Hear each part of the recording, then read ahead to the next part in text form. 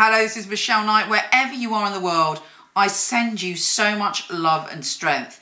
We are all in this together. Saturn in Aquarius is helping us to transform and understand the value of human life and our planet. We're right in it now, and we all have to be safe. Now, this week, there's a lot of intense astrology.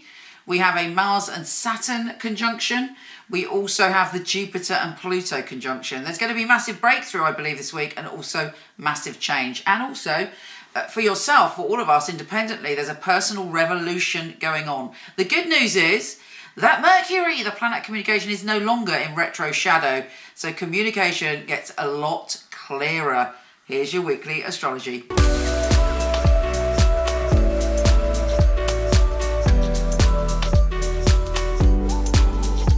Aries, there's a revolution going on this week, and for you, when Mars, our ruler, goes into Aquarius, it is filling you with a passion and a desire for community, for teamwork, for joining forces with people.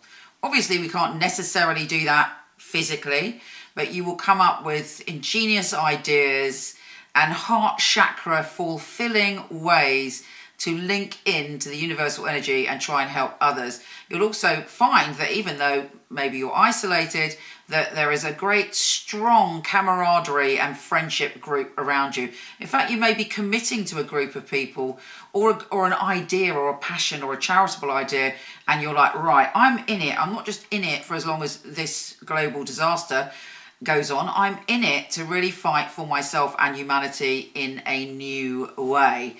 So deep within your heart, deep within your soul, there are big changes coming. With Mercury not in retro shadow, it's much... Kiki, stop licking. Stop licking.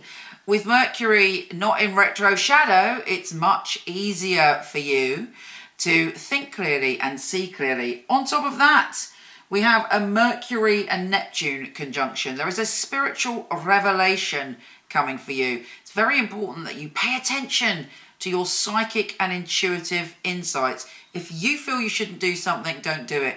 Equally, if you feel that you should do something, get on and do it. The way that you feel about your career, your job, who you are in the world is also going to change with this Pluto and Jupiter conjunction. But I believe for the world and individually, it's a very good thing because Jupiter's the planet of good fortune. There is a massive shift of energy and change coming that's going to change the way you see your life, you see where you are in your life, and in a way this massive slowdown is really making us be still. And I know as an Aries too, it's very difficult for us to be still. We're always like, firing forwards. Now, Venus, the planet of love, is shifting signs. There's a lot of communication. Let's face it, so if you're single, you may be communicating with people a lot more online, even if you're not single, but you are passionately enjoying communication and conversations this week. And if people talk to you and excite your mind this week, that's what turns you on. Also, Venus is trine Saturn. If you want to make a commitment, now is the time. And you might be seriously thinking about that. What and who am I committing to? And during what we're all going through, it really heightens what's important to us. Take care, gorgeous. Have a fabulous week. I'm going to be doing lots of free workshops and free chats. Come and join me on my Facebook page for some live stuff with me. Take care. Lots of love. If you want to check out your written monthly, weekly, yearly astrology, pop over to my website, micheleknight.com. I'm not doing readings at the moment, but I do have a company of some of the best psychics and astrologers in the world. I've had the company for 20 years. I handpick them and they are fabulous. So I'm going to start to show you, starting now, their little videos on here. My name is Elizabeth. I'm a psychic clairvoyant. I do pick up on voice vibrations very quickly. I'll pick up on the person's energy. It will often be like, I describe it as a silent whispering. When I get very strong messages coming through, it will be a flash of an image, which is very clear. It will be like a film and it will run in front of me.